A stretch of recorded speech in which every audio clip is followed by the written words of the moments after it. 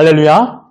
하나님의 크신 사랑이 이 시간 우리 가운데 가득한 줄 믿습니다. 오늘 우리는 마태복음 17장 1절에서 9절의 본문을 가지고 위대한 비밀이라는 제목으로 하나님의 말씀을 함께 나누도록 하겠습니다. 예수님께서는 제자들과 가이사랴 빌립보의 목적을 가지고 여행을 하셨다라고 말씀을 배웠습니다. 예수님 자신이 복음으로 이 땅에 오셨고 그 복음을 성취하기 위하여 십자가에 달려 죽으시고 죽으신 이후에 3일 만에 다시 살아날 것이다 라는 것을 가르치셨습니다. 그때 베드로는 너무 주님을 사랑한 나머지 인간적인 마음으로 인간으로서 할 수 있는 최상의 긍정적인 마음을 가지고 주님께 이렇게 말했습니다. 주님, 그런 일이 결단코 주님께 일어나지 않을 것입니다.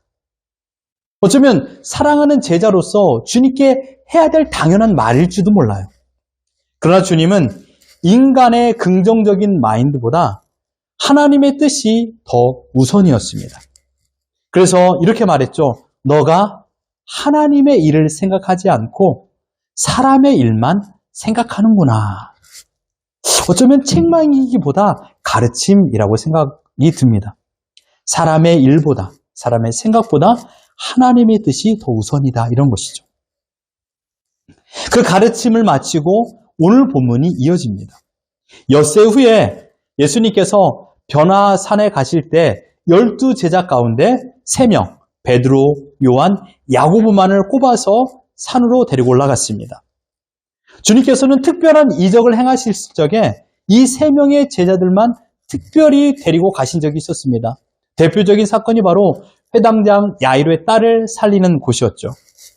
주님께서는 어떠한 중요한 사건이나 중요한 문제가 있을 때 이 3사람을 데리고 가서 먼저 가르치고 보여주시고 알게 하셨습니다. 그리고 그들의 마음에 위대한 기적을 가지게 하셨고 훗날에 다른 제자들에게 이 사실을 전하여 알게 하셨습니다. 오늘 본문을 경험했던 변화산에서 위대한 그 기적을 경험했던 베드로는 이 사실을 자신의 서신에서 이렇게 증거합니다. 베드로후서 1장 16절 같이 한번 읽어봅니다. 시작!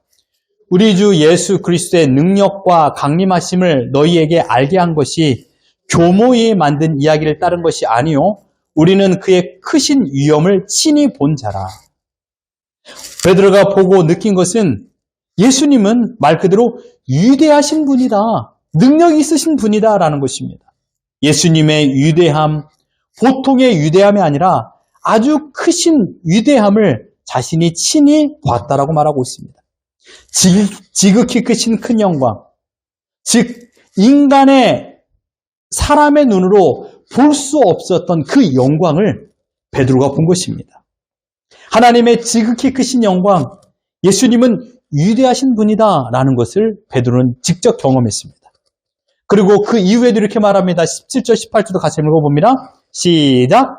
지극히 큰 영광 중에서 이러한 소리가 그에게 나기를 이는 내 사랑하는 아들이요 내 기뻐하는 자라 하실 때 그가 하나님 아버지께 존귀와 영광을 받으셨느니라.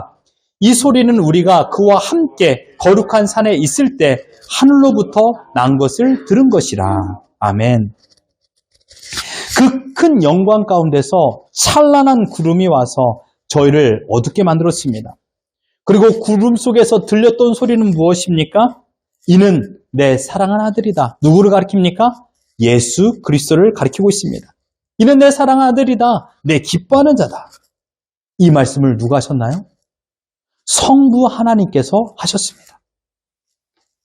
여러분, 신약성경 읽어보십시오. 성부 하나님의 말씀을 직접적으로 들은 자가 또 있을까요? 성부 하나님께서 직접적으로 인간에게 자신의 목소리를 들려주신 적이 있나요? 제 기억으로는 예수님 이외에 인간으로서 성부 하나님의 음성을 들은 자가 베드로, 요한, 야고보뿐이 없습니다. 성부 하나님께서 직접적으로 예수님을 향하여 이는 내 사랑하는 아들이라고 부르셨다라는 겁니다. 이보다 더 영광스러운 칭호가 어디 있습니까? 하나님께서 여러분에게 꿈에 나타나서 이러한 음성이 들렸으면 좋겠습니다. 너는 내 사랑하는 아들이다. 너는 내 사랑하는 딸이다. 얼마나 가슴 벅찬 이야기입니까요? 네? 베드로는 이 거룩한 산에서 그 영광의 말씀을 듣고 영광의 광채를 목격하고 훗날에 이렇게 기록한 것입니다. 그렇다면 예수님께서 변화산에서 영광의 모습으로 변화된 사건을 우리는 어떻게 해석해야 될까요? 사람이 신으로 변화된다. 이게 가능한 일입니까? 인간의 생각으로 어떠한 논리와 이론을 갖다 붙인다 할지라도 사람이 신으로 변화된다. 어떤 이들은요, 제자들이 너무 피곤해서 헛것을 봤다라고 말하는 사람도 있습니다. 아니면 제자들이 예수님을 위대한 분으로 만들기 위하여서 세 명이 입을 모아서 거짓말했다라고 말하는 자들도 있었습니다. 이렇게까지 해석하는 이유가 무엇입니까? 말 그대로 있을 수 없는 일이기 때문입니다. 그러나 이러한 해석은 억측입니다. 잘못된 해석이죠. 예수님께서 변화산에서 놀랍게 변화되신 것은요, 다른 게 아닙니다. 잘 들으셔야 됩니다. 예수님의 본래 모습이셨습니다. 예수님이 변화된 것은 우리의 시각으로 볼 적에는 위대한 사건이지만 예수님 측면에서 볼 적에는 아주 당연한 것이에요. 왜요?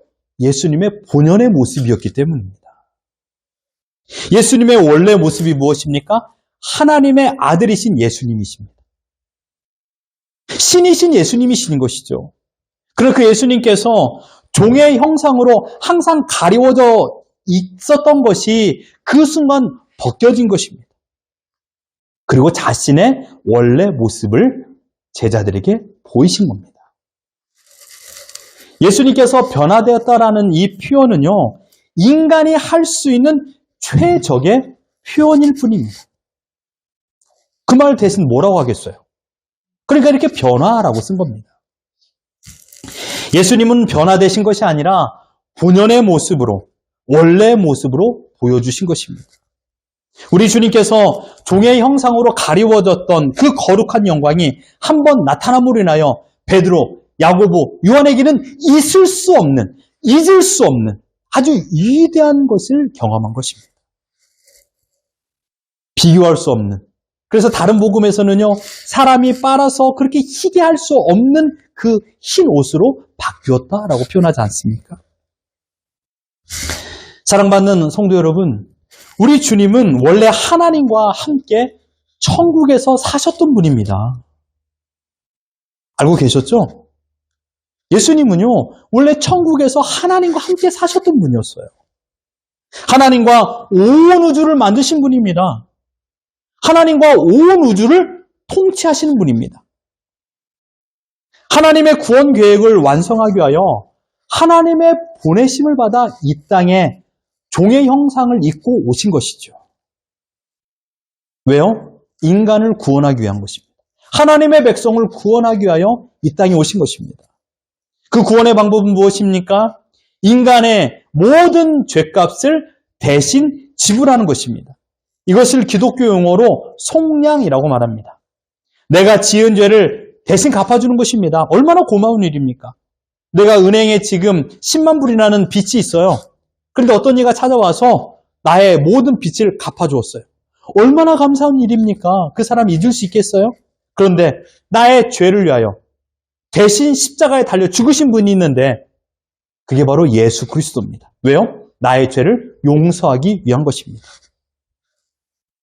이 일은 인간된 우리는 할 수 없습니다.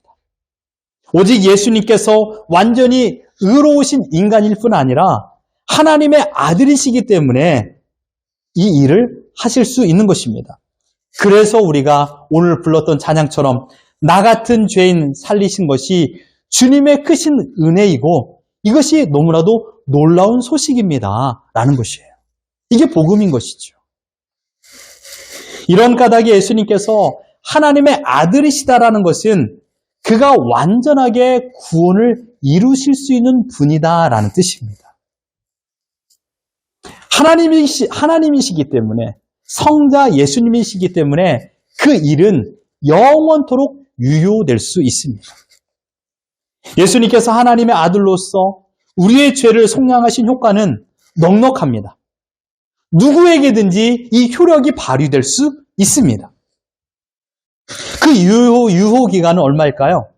어제 여러분이 지은 죄, 10년 전에 지었던 죄, 아니 40년 전에 지었던 모든 죄, 그리고 앞으로 우리가 10년 후에 지을 죄, 40년 후에 지을 죄, 이 모든 것까지 유효 기간이 발휘됩니다. 우리의 모든 죄를 다 예수님께서 용서하실 수 있는 분이십니다. 예수님께서 죄값을 대신 지불하여 내가 받을 형벌을 예수님 대신이 받으신 것입니다. 나의 죄의 짐, 해결할 수 없는 나의 무거운 짐, 그 순간만 생각하면 내 마음이 화들짝 놀라고 그 기억만 떠오르면 내 마음이 우울해지고 있는 그런 죄의 짐. 내가 왜 그때 그런 말을 했을까? 내가 왜 그때 그런 행동을 했을까? 내가 왜 그때 그런 결정을 하여서 이런 어려움이 찾아왔을까? 내가 죽일 놈이야. 막 생각되는 그런 일들, 무거운 죄책감. 이 모든 것 또한 예수님께서 다 용서할 수 있습니다. 혹시 내가 왜 그때 이 남자를 만났을까? 그때 왜 이 여자를 이것은 여러분의 책임입니다. 이것은 여러분의 결정이니까 이건 무시할 수 없는 거지만, 그러나 우리들의 마음속에 있는 죄 모든 짐은 예수님께서 모두 다 용서하여 주셨습니다.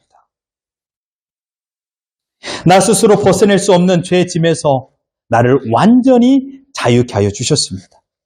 심지어 죄를 범하여 죄의 권세로 사망에 이르러야 하는, 그래서 죽음 가운데 두려움 속에 살아가야 되는 우리에게 진정한 자유를 주셨습니다. 이것이 바로 어메이징 그레이스이죠. 그렇다면 오늘 본문에 또 다른 신비로운 사건이 있는데 그것은 무엇입니까? 베드로와 요한, 야고보가 경험했던 신비로운 사건이 무엇이죠? 다름 아닌 모세와 엘리야를 본 것입니다. 3절 같이 한번 읽어봅니다. 시작! 그때 모세와 엘리야가 예수와 더불어 말하는 것이 그들에게 보이거늘.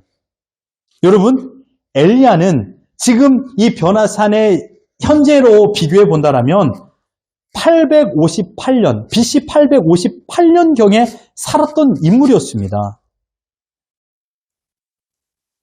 모세는요, 엘리야보다 더 오랜 시간 전에 살았던 BC 1527년경에 태어난 인물입니다. 이 엘리야와 모세의 간격만으로도 669년의 차이가 있어요. 엘리야와 모세도 한 번도 만나보지 못했던 동시대의 삶을 살지 않았습니다. 어쩌면 천국에서 만났을 것이죠. 너가 엘리야구나. 너가 모세 형님이군요. 라고 만났을 것이에요. 당연히 베드로, 요한, 야고보 이들이 모세나 엘리야를 본 적이 있었을까요? 본 적이 없어요. 단 한 번도 본 적이 없습니다. 그러나 예수님은요, 어떤 분이십니까? 모세보다 엘리야보다 먼저 이 땅에 태어나신, 이 땅에 존재하신 분입니다. 이 사실을 예수님 자신이 요한복음 8장 58절에서 이렇게 고백합니다. 같이 한번 읽어봅니다. 시작! 예수께서 이르시되 진실로 진실로 너에게 이르노니 아브라함이 나기 전부터 내가 있느니라. 아브라함은요, 모세보다 564년 전에 살았던 인물이에요. 아브라함과 모세는 한 번도 만난 적이 없어요. 아시겠어요? 구약의 역사가 이렇게 깁니다. 그런데 예수님은요, 아브라함이 나기도 전에 먼저 존재하신 분입니다. 왜요? 온 세상을 만드신 분이니까요. 천지를 창조하신 이전부터 시간 전의 시간, 태초에 하나님이 천지를 창조하시니라의 태초라는 단어의 의미는요, 시간 전의 시간이라는 뜻이에요. 예수님은 시간 전의 시간에 계신 분이에요. 그리고 어느 날 예수님께서 시간을 만드셨고 해, 달, 별을 만드신 것이죠. 그리고 그 시간 안에 아브라함이 있고 모세가 있고 엘리야가 있고 지금 변화산 위에 있는 것이에요. 그 예수님은 엘리야와 모세를 달고 계셨죠. 하지만 베드로, 야고보, 요한은 모세와 엘리야를 만난 적이 없었던 것입니다. 이 사실을 깨달은 바울은 골로새서 1장 15절에 이렇게 고백합니다. 바울이 대단한 사람인 거죠. 같이 읽어봅니다. 시작. 그는 보이지 아니하는 하나님의 형상이시요 모든 피조물보다 먼저 나신 이시니. 제가 한 말이 아니에요. 네. 먼저 나신 분, 예수 그리스도. 피조물보다 먼저 나신 분이라고 바울 선생님이 고백하셨습니다. 그런데 어떻게 모세와 엘리야를 만났다? 그가 모세와 엘리야다라고 말할 수 있었을까요?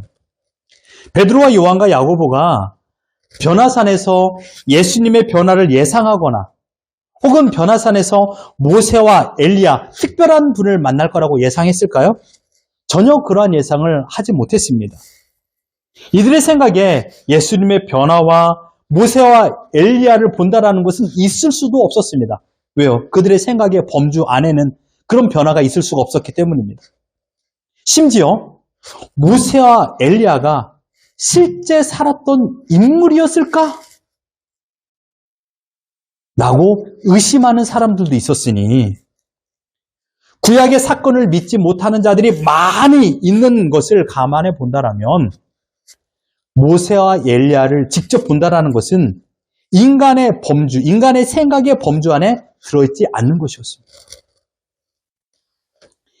이 세 사람의 제자들이 모세와 엘리야를 알아볼 수 있었던 결정적인 증거는 다른 게 아닙니다. 모세와 엘리야가 바로 예수님과 함께 대화했다라는 것입니다. 모세와 엘리야와 예수님께서 대화할 적에 서로의 이름을 불렀을 것입니다. 모세가 엘리야를 부르고 엘리야가 모세를 부르고 모세도 예수님을 불렀을 것입니다. 그러니까 이 세 제자들은 그 대화의 내용을 들은 것이에요. 이것도 놀라운 것이죠. 그들의 귀가 열렸으니까. 그리고 저분이 모세구나, 저분이 엘리야구나 라고 확증했습니다. 그런데 공강복음을 자세히 보면요, 모세와 엘리야의 출현에 대하여 구체적으로 어떤 증거를 하지 않습니다. 인간의 생각으로 본다면 모세를 인정할 만한 어떤 지팡이를 들고 있다든지 아니면 엘리야는 털이 많은 사람이니까 털이 많은 사람이다라고 좀 표현해 주었으면 좋았는데 그런 것이 전혀 나타나지 않아요. 왜 그랬냐면 모세와 엘리야가 제자들의 눈에 보인다라는 것이 그만큼 중요한 이슈가 아니었기 때문이에요. 변화산에 올라간 목적이 모세와 엘리야를 보여주기 위한 것이 아니었고 어떠한 것을 가르쳐주기 위한 것이 목적이었기 때문에 이 공관복음, 마태, 마가, 누가의 공관복음 저자들은 모세와 엘리야의 출현에 포커스를 맞추지 않고 예수 그리스도께 포커스를 맞추고 있는 것이에요. 변화산에서 모세와 엘리야와 예수님과 이야기했던 내용, 이것이 더 중요했기 때문입니다. 그렇다면 오늘 본문에 보면 모세와 엘리야와 예수님께서 함께 나누었던 대화의 내용은 무엇일까요? 아쉽게도 마태복음에서는 이 내용이 정확히 나타나지 않습니다. 공관복음, 누가복음을 같이 한번 읽어보겠습니다. 누가복음 9장 31절 같이 한번 읽어봅니다. 시작! 영광 중에 나타나서 장차 예수께서 예루살렘에서 별세할 것을 말할세. 대화의 내용이 뭐라고요? 별세입니다. 그래서 별세라는 것은 곧 죽음을 말하고 있는 것이죠. 예수님께서 장차 어찌하여 죽을 것에 대하여 모세와 엘리야와 예수님께서 대화하신 것입니다. 예수님께서 예루살렘에 가셔서 죽는다. 이 주제로 대화하셨습니다.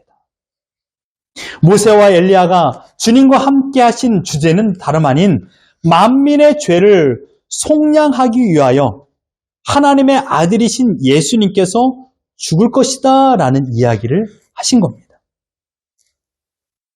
이것은 기독교에 있어서 아주 중요한 진리입니다. 기독교 신자, 하나님의 자녀가 믿어야 될 복음 중에 복음입니다. 예수님은 영원하신 하나님의 아들이시다. 또한 예수님은 만민의 죄를 대신하여 십자가에 못 박혀 돌아가셨다. 그리고 예수님은 하나님의 아들이시고 또 영원한 생명의 주가 되시기 위하여 3일 만에 부활하셨다. 이것이 복음의 핵심입니다. 이 복음의 사실, 이 내용은요, 초대교회가 설 때부터 사도들이 가장 중요하게 믿고 따르는 진리였고 가르친 내용이었습니다. 여러분들이 집에 가셔서 사도행전 읽어보십시오. 사도들이 했던 대표적인 설교의 내용을 볼 때마다 이 세 가지, 이 세 줄이었습니다.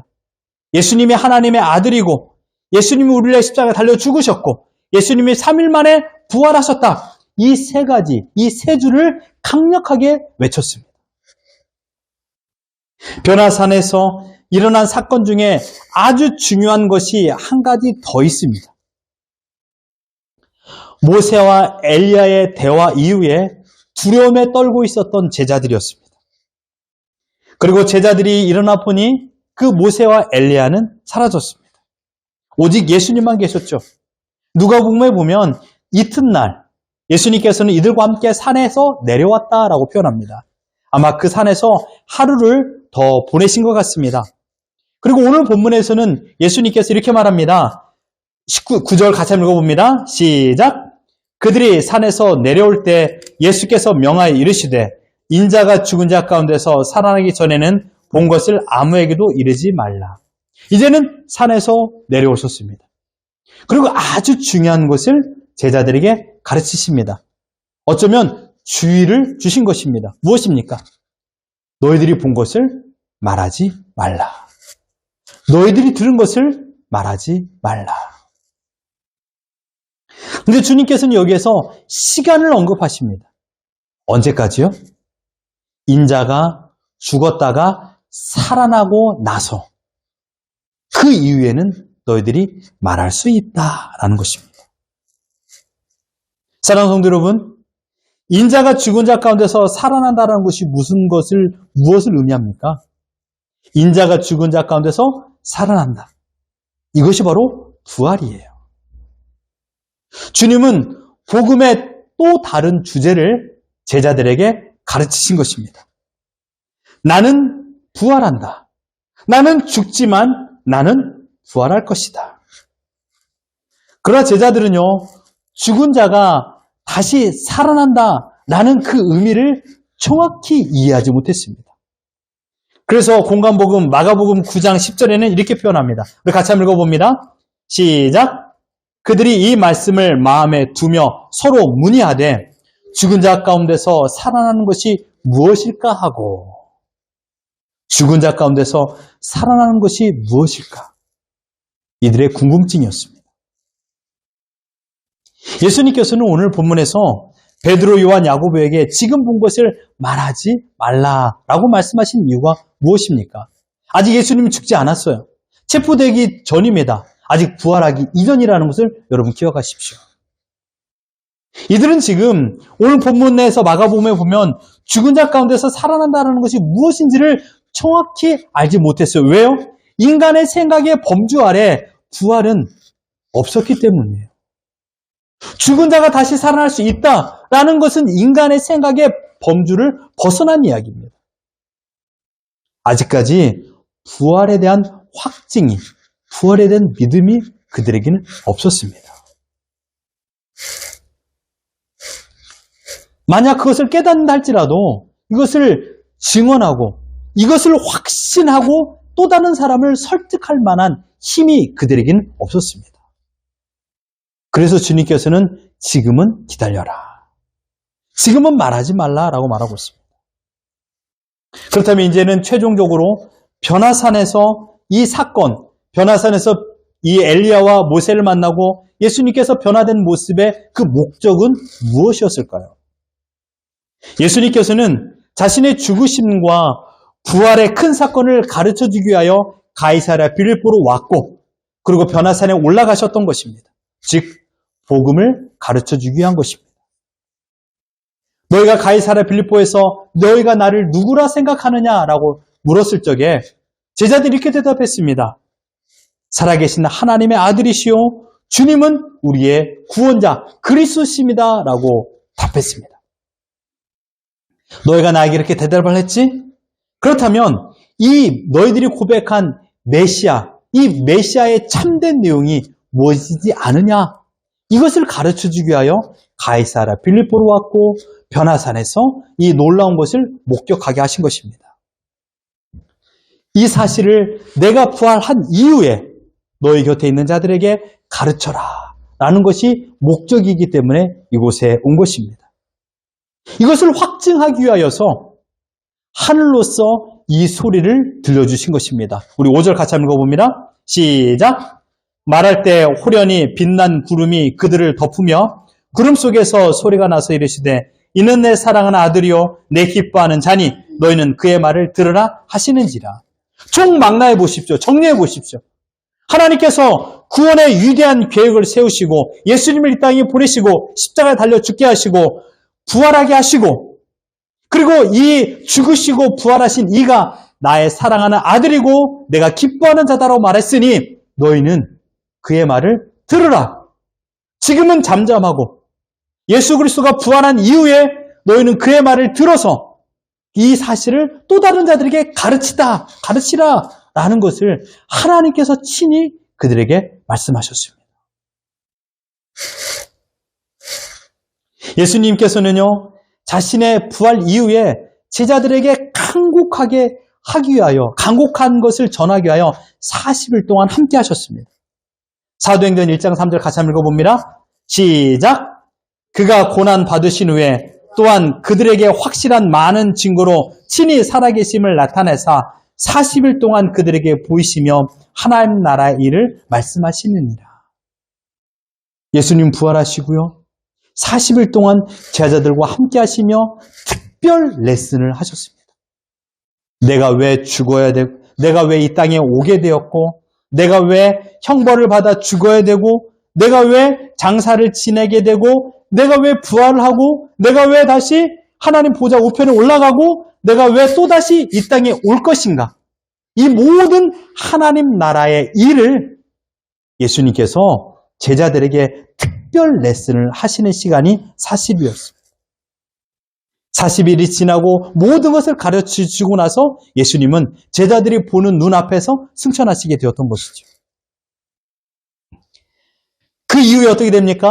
제자들이 신약교회를 세운 다음에 그들이 했던 모든 메시지의 핵심은 복음이었습니다. 예수님의 가르침을 그대로 성자 예수님께서 인간의 몸으로 이 땅에 오셨고 십자가에 달려 돌아가시고 부활하시고 승천하셨다라는 이 세 가지를 자신의 목숨을 걸고 자신의 생명을 걸고 증거하셨습니다.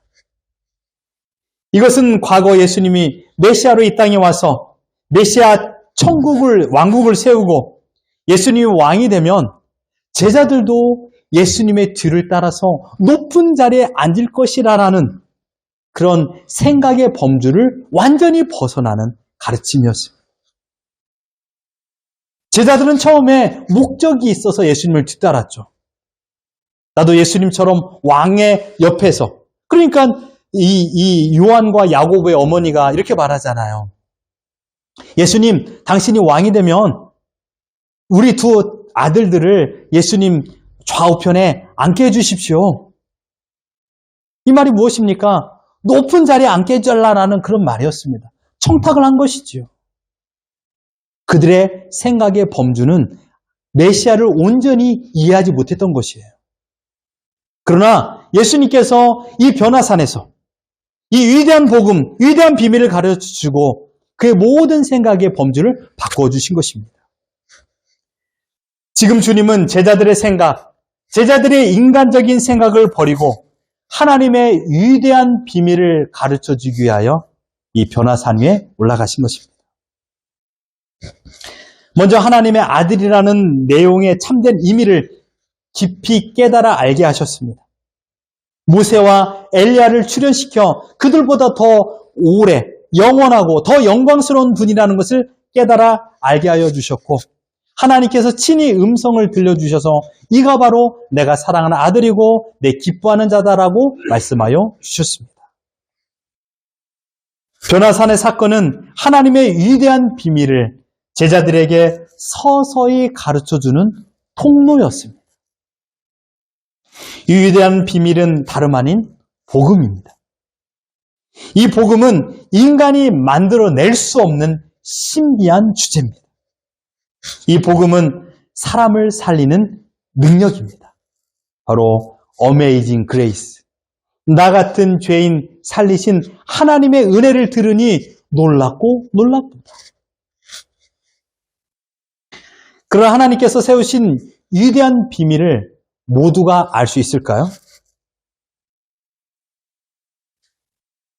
우리는 하나님의 자녀이기 때문에 이 위대한 비밀을 듣고 깨닫고 알고 믿고 있습니다. 믿습니까?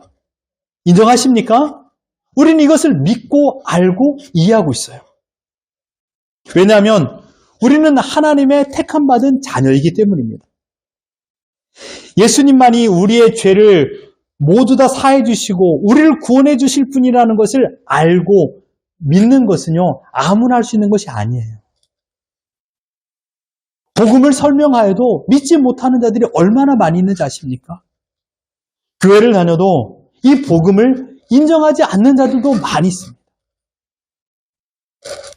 아무나 쉽게 알 수 있는 것이 비밀입니까? 아니죠. 비밀이란 단어의 뜻은요, 나만 알고 있는 것이죠. 이게 비밀이죠. 위대한 비밀. 하나님께서 인간을 구원하시는 이 위대한 비밀을 아무에게나 알게 하지 않았습니다. 바로 하나님의 백성인 우리에게만 알게 하셨습니다. 이 위대한 비밀, 하나님께서 제정하신 위대한 비밀을 알고 있는 자들이 있는데, 깨달은 자들이 있는데 그들이 누군지 아십니까? 요한복음 1장 9절로 13절 같이 한번 읽어봅니다. 시작! 참빛 곧 세상에 와서 각 사람에게 비추는 빛이 있었나니 그가 세상에 계셨으며 세상은 그로 말미암아 지은 바 되었으되 세상이 그를 알아보지 못하였고 자기 땅에 오매 자기 백성이 영접하지 아니하였으나 영접하는 자 곧 그 이름을 믿는 자들에게는 하나님의 자녀가 되는 권세를 주셨으니 이는 혈통으로나 육정으로나 사람의 뜻으로 나지 아니하고 오직 하나님께로부터 난 자들이니라. 아멘. 동시대 삶을 살았던 자들이 있었습니다. 예수님과 함께 살았죠. 그러나 그 빛으로 예수님을 인정하지 못한 자들도 있었고 예수님을 빛으로 인정하는 자들이 있었다라는 겁니다. 지금 이 시대도 마찬가지입니다. 복음이 온 천하에 증거되었습니다. 그러나 예수님을 빛으로 인정하는 자들이 있고 빛으로 인정하지 못하는 자들이 있다라는 사실입니다.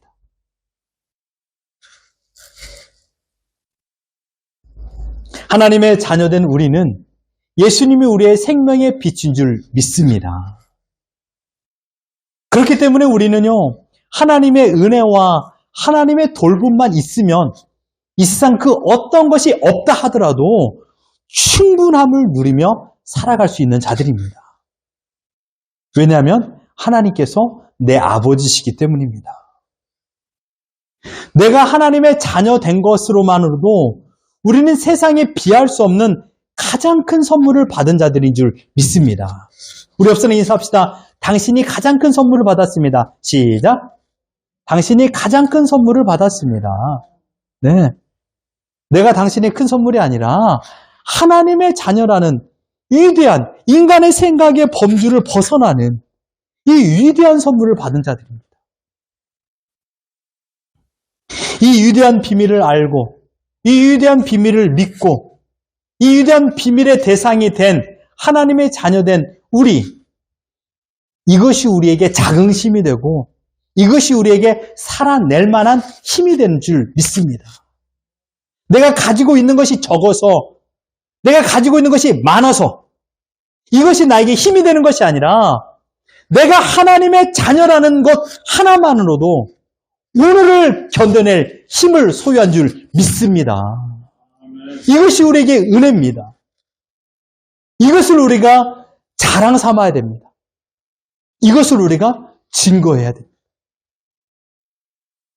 내가 하나님의 자녀라는 사실, 이 위대한 비밀을 깨닫고 알 수 있도록 성령 하나님께서 우리에게 놀라운 은혜를 베풀어 주신 것을 믿고 그 은혜를 가지고 어떠한 산과 어떠한 적이 내 앞에 온다 할지라도 두려워하지 마십시오. 염려하지도 마십시오. 근심하지도 마십시오. 왜냐하면 나는 하나님의 자녀이기 때문입니다. 이 위대한 사실과 이 위대한 비밀을 깨닫게 하신 하나님을 찬양하며 오늘을 기쁨으로 살아가는 우리 모두가 되기를 예수 그리스도 이름으로 축원합니다. 아멘. 우리가 찬양합시다. 이 땅에 오신 하나님의 본체.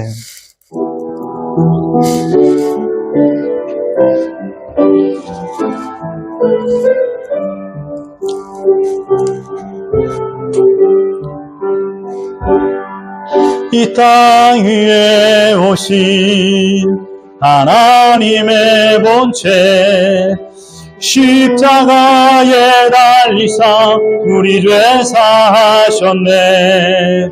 하나님이 그린 지극히 높여 모든 이름 위에 뛰어난 이름을 주사 우리 예수 이름 앞에 절하고 모든 입이 주를 시인해. 영광 중에 오실 주를 보리라. 선포해 왕께 만세, 왕께 만세. 존귀와 위엄을 찬양해. 왕께 만세. 주 예수 하나님, 우리 고대 안에 주님 오시기 날 다시 사신 왕의 영광 이 땅을 비추네. 사단의 권세는 주 앞에 무너져 생명과 진리의 두 권세 가장 높도다. 우리 예수 이름 앞에 절하고 모든 입이 주를 시인해. 영광 중에 오실 주를 보리라. 선포해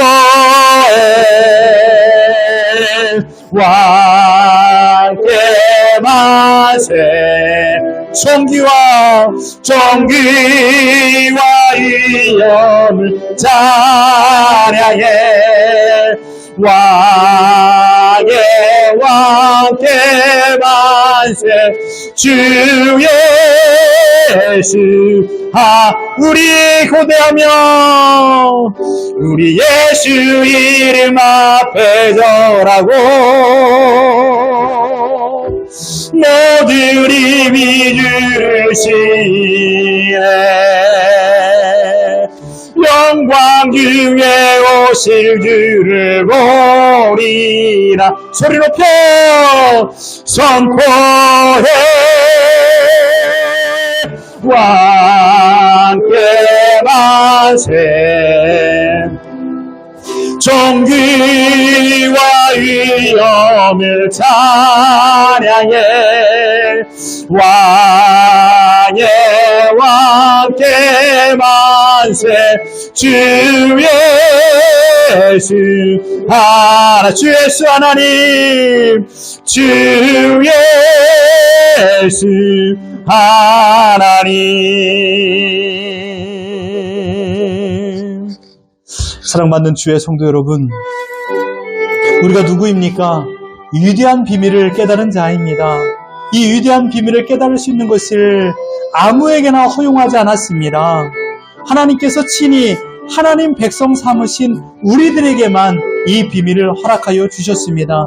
전에도 우리는 이 비밀을 알지 못했습니다. 아무리 많이 들어도 이것이 무슨 말인가 깨닫지 못했죠. 도무지 알지 못했습니다. 근데 어느 날부터 이 복음의 내용이 나에게 이해가 되고 믿어지게 되는 그런 놀라운 것을 경험하게 되었죠. 그것이 바로 거듭남입니다. 그것이 바로 하나님의 자녀된다는 것을 확증하는 것입니다. 우리 주위에 있는 자들도 아직도 이것을 알지 못하지만 하나님의 택한 백성이라면 그들 또한 이 소식을 알게 될 것입니다. 먼저 우리가 믿은 것이죠. 먼저 알게 된 것입니다. 이것이 은혜입니다. 이 놀라운 사랑을 주신 하나님이 내 아버지십니다. 그렇기 때문에 우리는 두려워할 필요가 없습니다. 우리 입술에 기쁨이 있어야 됩니다. 어떠한 절망의 소리를 듣고 나의 육신의 아픔이 있고 희망이 사라지는 일들이 있을지 알지라도 내가 바로 하나님의 자녀라는 이 사실 하나만으로도 우리는 기뻐 뛰며 노래하며 살아가는 인생이 되어야 됩니다. 왜냐하면 우리가 하나님의 자녀이기 때문입니다. 이 사실을 기억하시고 이 사실을 믿고 이 사실을 알게 하신 하나님을 찬양하며 오늘부터 이제는 감사와 기쁨으로 영광의 소리를 외치며 살아가는 나의 인생이 되게 하여 주시옵소서. 주여 한번 부르시고 한 목소리 함께 기도하겠습니다. 주여, 거룩하신 아버지 하나님, 이 위대한 비밀을 알게 해주심을 감사합니다. 이 위대한 소식이 믿어지게 해주심을 감사합니다. 전에도 나는 이 소식을 알지 못했습니다. 들었지만 깨닫지 못했습니다. 그러나 어느 날부터 이 소식이 무엇인가를, 이 말이 무엇인가를 알게 하여 주셨습니다. 바로 하나님의 자녀이기 때문입니다. 하나님의 위대한 비밀을 들을 수 있는 선택받은 자이기 때문입니다. 하나님, 내가 하나님의 자녀이기 때문에 이제는 결코 두려워하거나 염려하며 살지 않게 하여 주옵소서. 절망이 내 앞에 찾아오고 어떤 위험한 적이 나를 위협한다 할지라도 그 순간순간마다 하나님의 돌봄을 믿고 하나님의 은혜를 기대하며 하나님을 소망하며 오늘을 살아가는 우리 모두가 되게 하여 주시옵소서. 하나님, 때로는 내 육신이 아프고 나에게 절망의 소리가 들린다 할지라도 온전히 주님을 바라보며 주님만 의지하며 살아가는 우리 모두가 되게 하여 주시옵소서. 그래 나에게 기쁨이 가득하고 항상 밝음과 항상 은혜로서 감사하며 살아가는 우리 모두가 되게 하여 주옵소서. 나의 마음속에 주님의 주셨던 그 사랑과 그 기쁨이 가득하여 살아갈 수 있는 우리 모두가 되게 하여 주옵소서. 왕께만 찬양한 우리 모두가 되게 하여 주옵소서. 천국의 왕을 찬양하며 살게 하여 주옵소서. 내가 하나님의 자녀라는 것을 기뻐하며 살아가는 우리 모두가 되게 하여 주옵소서. 하나님, 그리하여 우리 얼굴에 항상 기쁨이 있게 하여 주옵시고 항상 하나님을 찬양하며 살아가는 우리 모두가 될 수 있도록 하나님 도와주시고 인도하여 주시옵소서. 하나님 감사합니다. 위대한 비밀을 알려주시고 깨닫게 하여 주시고 믿게 하여 주신 하나님의 은혜를 허락하여 주심에 감사하며 살아가는 하나님의 자녀들 되게 하여 주시옵소서. 지난날에도 이 소식을 들었고 이 이야기를 들었지만 도무지 이해가 되지 못했지만 어느 날부터 이 복음이 나에게 들려지고 이해가 되고 깨달아지고 믿어지는 것이 무엇입니까? 바로 하나님의 자녀이기 때문입니다. 이것이 바로 은혜입니다. 이것이 기적이요, 이것이 거듭남입니다. 놀라운 이 은혜 가운데서 우리가 살아갈 수 있도록 우리를 붙잡아 주신 하나님, 이제는 그 은혜 가운데 하나님 말을 자랑하며 하나님 말을 기뻐하며 하나님을 인하여 만족하는 인생을 살아가는 우리 모두가 되게 하여 주시옵소서. 베드로, 야고보, 요한에게만 이 비밀을 알려준 것이 아니라 지금 여기 계신 우리 모든 자들에게도 하나님의 비밀을 알려주셨사오니 이 비밀을 감사하며 기쁨으로 살아가는 우리 모두가 되게 하여 주옵시고 자긍심을 가지고 정말 내 마음속에 자부심을 가지고 하나님의 자녀란 특권 속에서 힘들어하지 아니하고 염려하지 아니하고 기쁨으로 모든 것을 견뎌내고 이겨낼 수 있는 힘을 공급하여 주심을 믿고 그 은혜로 오늘을 살아가는 우리 모두가 되게 하여 주시옵소서. 영광 중에 오실 주님을 기대하며 거룩하신 우리 구주 예수 그리스도 이름으로 기도 올려옵나이다. 아멘. 우리 50장 찬양하며 봉헌하겠습니다.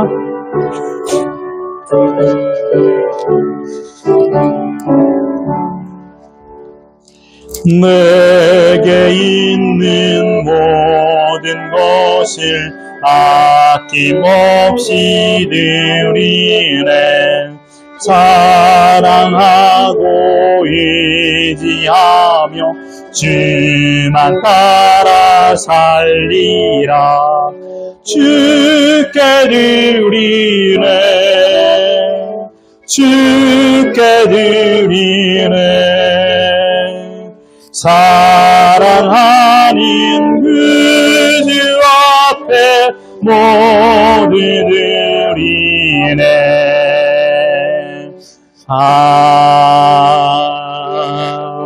아멘. 자비하신 주님, 나 같은 죄인 살리신 하나님의 크신 은혜에 감사하여 귀한 예물을 올려드린 하나님의 백성들의 손길을 받아 주시옵소서.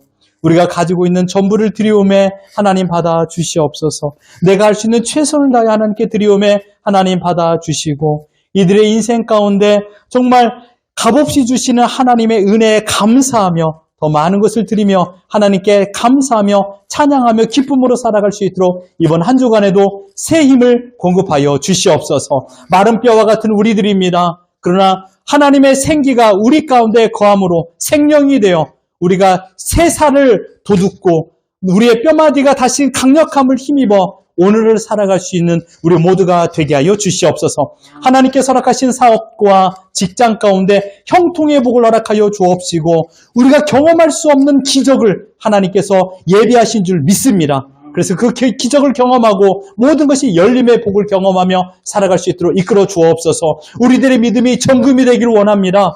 연약한 믿음이 되지 않게 하여 주옵시고 불순물이 가득한 믿음이 되지 않게 해주시고 정금 같은 믿음이 되어 우리 가정을 환하게 비추게 하여 주옵시고 예수 그리스도의 영광이 가득한 우리들의 삶이 되게 하여 주시옵소서. 사랑하는 주님의 백성들, 하나님의 자녀들 기억하여 주옵소서. 12학년을 보내고 있는 자녀가 있고 또한 대학생활을 하고 있는 자녀가 있으며 또한 10학년과 또한 7학년의 자녀들이 있사오니 하나님 그들의 모든 인생을 기억하여 주시고 청년된 우리의 자녀들 또한 하나님께서 기억하여 주시사 그들의 걸음걸음 만남의 모든 것들을 하나님께서 계획하여 주시고 간섭하여 주시사 허튼 길을 걸어가지 않게 하여 주옵시고 온전히 최선을 다해 살아갈 수 있도록 하나님께서 인도하여 주시옵소서. 절망과 슬픔이 우리를 엄습한다 할지라도 그 가운데서도 좌절하지 않게 하여 주옵시고 하나님의 자녀로 이번 일주일을 기쁨으로 이겨내는 우리 모두가 되게 하여 주시옵소서. 지금은 우리 구주 예수 그리스도의 무한하신 은혜와 하나님 아버지 크신 사랑하심과 성령님의 감화 감동하심이 구원의 위대한 비밀을 깨달아 알게 해주신 하나님의 크신 은혜를 감사하며 내가 하나님의 자녀된 것을 확신하고 그 은혜 가운데 감사와 기쁨으로 살기를 다짐하여 기도하는 모든 성도들과 그들의 가정과 직장과 사업과 건강과 자녀들과 그들의 학업 그리고 하늘 소망 장로교 위에 지금으로부터 영원토록 항상 함께 있을지어다. 아멘.